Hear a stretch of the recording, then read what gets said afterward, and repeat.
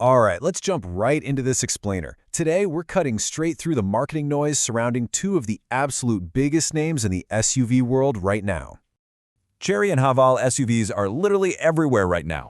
You're probably seeing them on almost every street corner, and it's easy to see why. They both promise premium features at a fraction of the traditional cost. But which one actually makes more sense for your driveway? We're going to look strictly at the data today to help you figure exactly that out. Setting up the SUV market, let's look at the incredible recent growth of both Chery and Haval. The rapid expansion of these Chinese automotive brands has totally disrupted the market. I mean, we've got the Haval Jolion and the H6 going head-to-head against the Chery Tiggo 7, the Tiggo 8, and their brand new flagship, the Tiggo 9. The sheer volume of choices rolling out is pretty voracious, and honestly, it makes it kind of tough to keep track of what's what. Let's move on to pricing and features, and start comparing the specs. Let's take the Haval H6 Premium and the Chery Tiggo 8 Pro, for example. Now, on paper, this looks similar, but as we dig into the granular data, you're actually fundamentally choosing between two completely different spatial concepts. You've got a really spacious 5-seater in the Haval stacked right up against a slightly tighter 7-seater in the Chery. And this is where the difference becomes clear. 117 litres. That is the remarkably slim boot capacity of the Tiggo 8 when all 3 rows of seats are actually in use. Sure, you can easily get those extra passengers in the back, but your luggage space virtually disappears as a result.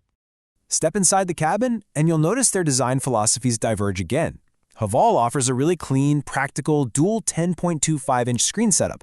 Chery, on the other hand, leans into a slightly more premium-feeling cabin. They're using materials like faux suede and equipping the car with a massive 15.6-inch immersive display, plus a pretty high-tech 540-degree camera system. Okay, performance and driving experience. Let's talk about how they actually handle out on the road.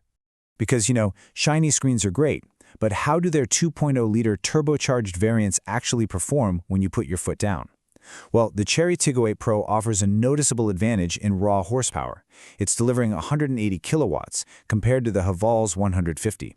So if you want that extra peak power when merging onto the highway, the Chery definitely holds the mechanical advantage.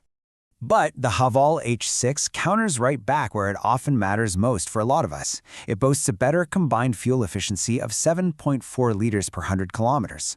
The heavier, more powerful Tiggo 8 Pro consumes just a bit more, sitting at 8.1 liters per 100 kilometers. Now, looking ahead to the hybrid push, check out this number, 1,400 kilometers. If total driving range is a top priority for you, the brand new Chery Tiggo 9 plug-in hybrid boasts this massive combined range figure. It really just shows how fast the technology in this specific segment is advancing. Let's look at some real-life buyer scenarios and apply these specs to everyday use cases. First up, the family buyer. Let's bring these specs down to earth a bit. Families who find themselves needing occasional extra seating for those busy school runs might naturally lean toward the Tiggo 8. It totally solves the passenger problem.